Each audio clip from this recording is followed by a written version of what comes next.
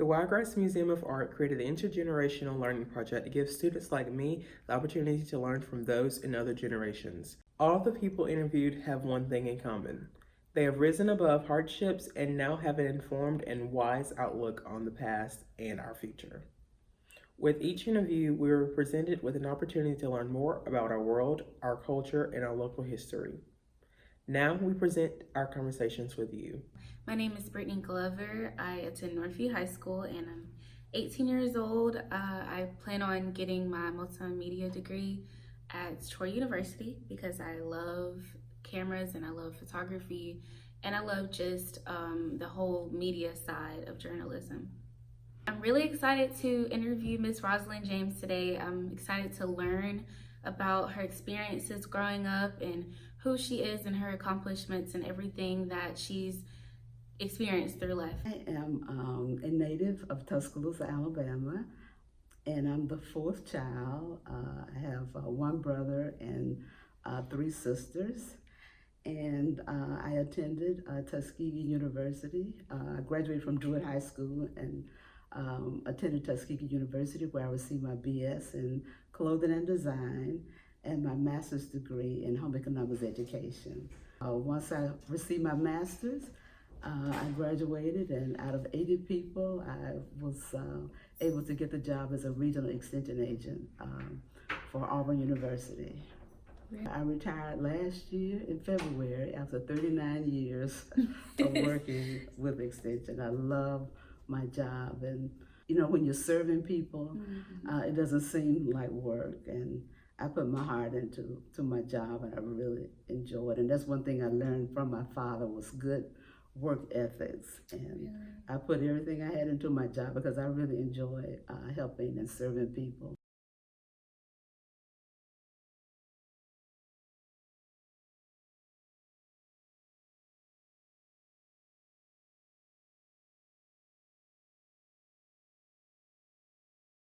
Your father was a civil rights photographer, correct? Yes, well, he took pictures for the civil rights movement.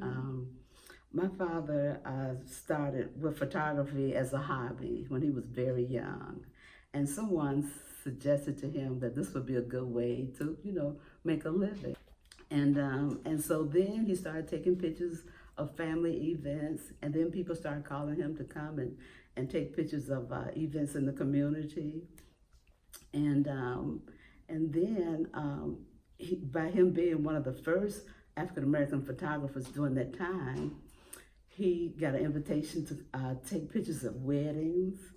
During that time, the schools were segregated, so he took pictures at you know, the black high schools and of graduations and proms and everything. So his, you know, skills and talent just became, you know, known throughout the community. And so he was friends with Reverend T.Y. Rogers, who was a civil rights activist there in Tuscaloosa. And one of the things, he invited him to come one day to First African Baptist Church in Tuscaloosa. That's where a lot of the mass meetings were held, and town hall meetings and everything. And this was the day, I have a news article here that my father took, that Dr. King, he would often visit Tuscaloosa. And he was giving an inaugural speech for T.Y. Rogers because he was going to be the pastor of the church that day. And this is the article that my father was there and he took the picture. And so what he really did, you know, he took pictures and he just captured history, the movement, and he did such a good job. He set up a photography studio right there in the home. Really? Yes, and a lot of times they ask him to take pictures to help to give documentation to attorneys when, you know, African Americans were not treated fairly during that time. So a lot of the pictures that he took, you know, were documentary pictures.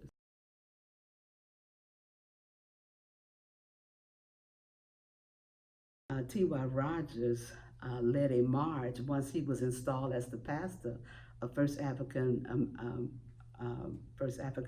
Baptist Church in Tuscaloosa. he led a march because they had just built a new courthouse in Tuscaloosa. And they had all of these no white signs up around, you know, in the bathrooms and things like that. And so T.Y. Rogers led a march from the church to the courthouse. And a lot of people, you know, violence came out. You know, people always talk about Selma and the Bloody Sunday there.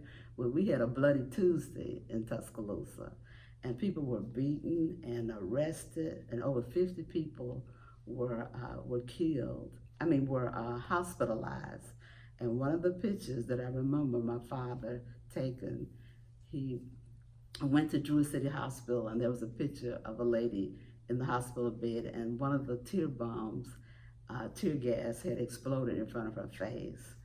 And her face was like this big, you know. And I just remember, you know, you could barely see the features. She was still alive, but my father was there to take that picture to turn over to the attorneys.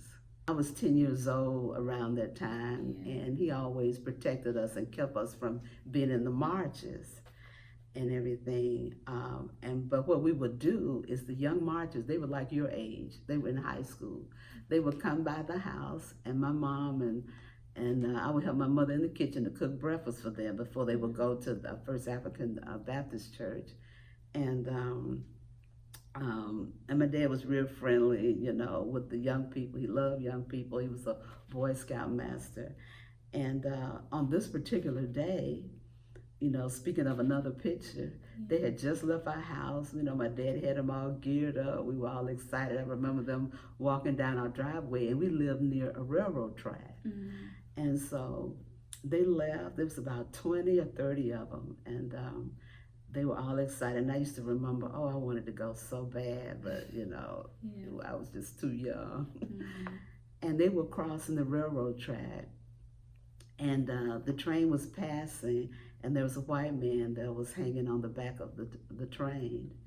And he yelled out, "Hey, niggas," you know, the N-word. And he lost his balance, and he fell, and the train ran right over him and cut him right here and right below on his leg. And I see that picture because my dad took that picture, because the marchers ran back to the house and told us what had happened. And because that picture, I believe, went in Jet magazine. But I can just see, you know, I see that face and the train marks just right here and right there, you know. And so, you know, it was a lot to see all of that, you know, as a little girl. One particular incident that happened one night, he came home, and he had tears in his eyes, and he was, you know, talking to my mom in the den. And so, you know, I was about 10 years of age, and I walked downstairs to hear what was going on. And he was a park ranger. That was his full-time job. Photography was like his part-time job. And he was a park ranger, and so his responsibility was to go to make sure that people were safe on the beach in Tuscaloosa at the Black Warrior River. But this particular night, he was very upset because they called him and told him there was an explosion at the beach. And so he didn't understand what was going on, because he always checked the trash cans, checked everything, and made sure everything was in order every night before he left. So when he went out there, he found a trash can that had been exploded. And what happened, two white men that he had told maybe earlier in that week that they had to leave because they were drinking alcohol or they were unruly on the beach. So he made them leave, and they got really angry at him. And they had set a bomb for my father. But what happened, when my dad checked the trash can, the bomb did not go off. But when they went back and they found out that, you know, the bomb did not go off, they opened the top, and for some reason the bomb exploded. And I remember that picture today. My dad had to take that picture. Now I can just see that picture so vivid in my mind right now. And I just remember my daddy standing there, with tears in his eyes, because I could have lost my father that day. Yeah, you could. And but that was really, really an experience right there.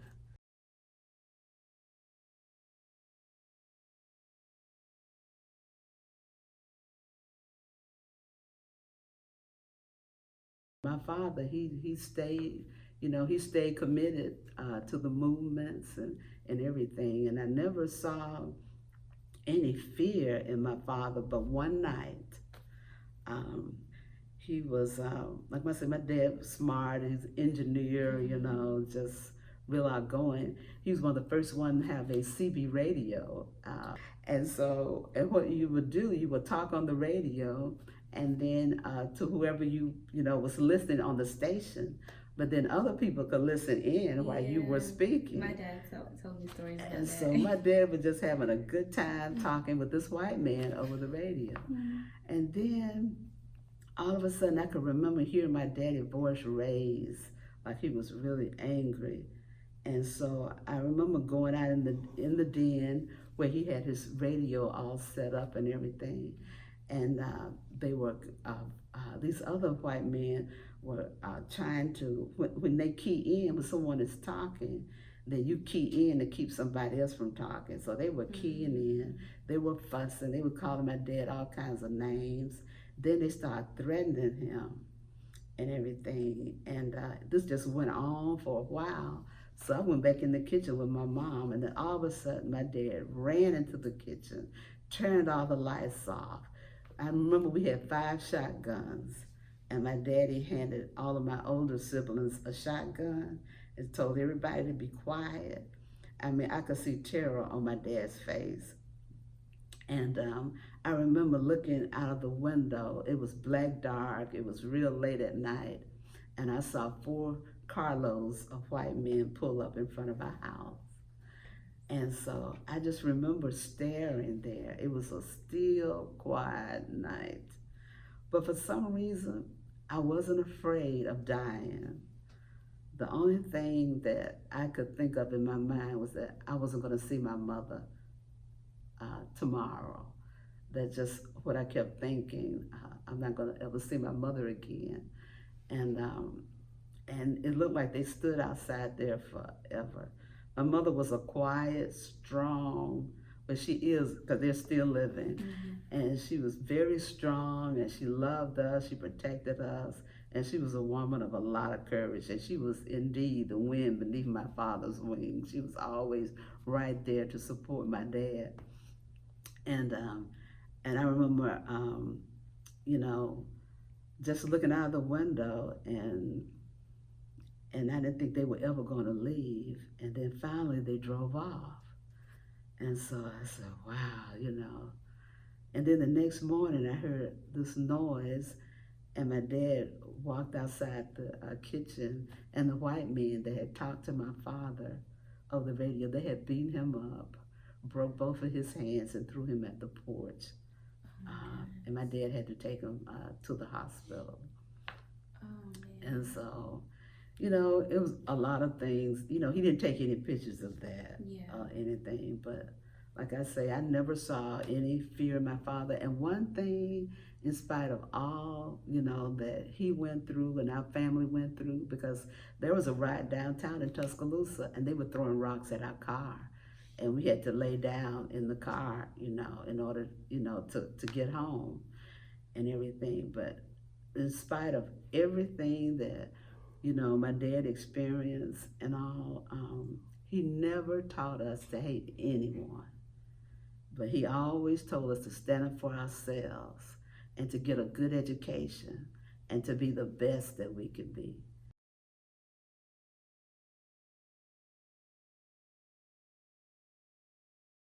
I think it's very beautiful and amazing how your father witnessed all of this division between races, and you have too grown up and you've seen it, but it's brought you not further but closer to other people of different color and people of your own color. Like, you love people. Oh, yeah. And something like that, when you think about seeing people lynched or seeing people who die of hatred because of hatred or from hatred, it builds hatred inside of a person.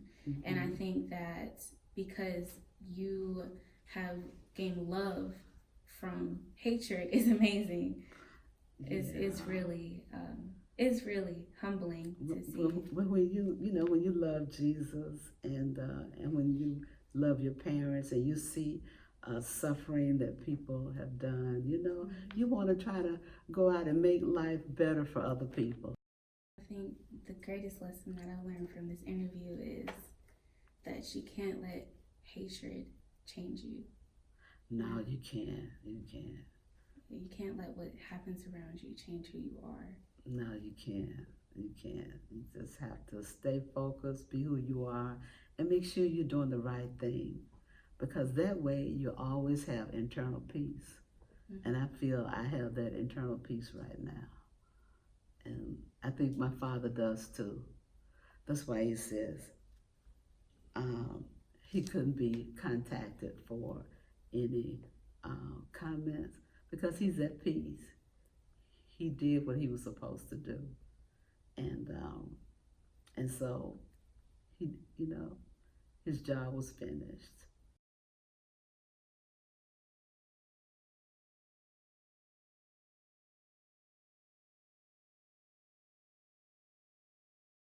So, your father, how do you think, besides him wanting to communicate with people and helping young people, how else do you think he affected you in your life? Well, like I said, he gave me a lot of courage, and he just had excellent work ethics. If there was something that he was supposed to do, he did it, and he did it on time. He was very professional. He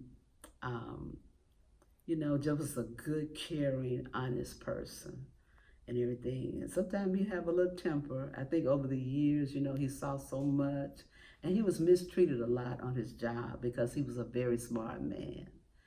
And a lot of times, the frustration of that, just being a black man during that time, and even today, they were very much mistreated and everything. But he continued to stay there and take care of his family. And I love to motivate young people, because that's what my father, he was a Boy Scout master, so he always tried to motivate and love young people, and they were always coming to his house all the time, and they still come today. Really? Yes, they still come and visit him today. And so I've tried to live that legacy that my father, did.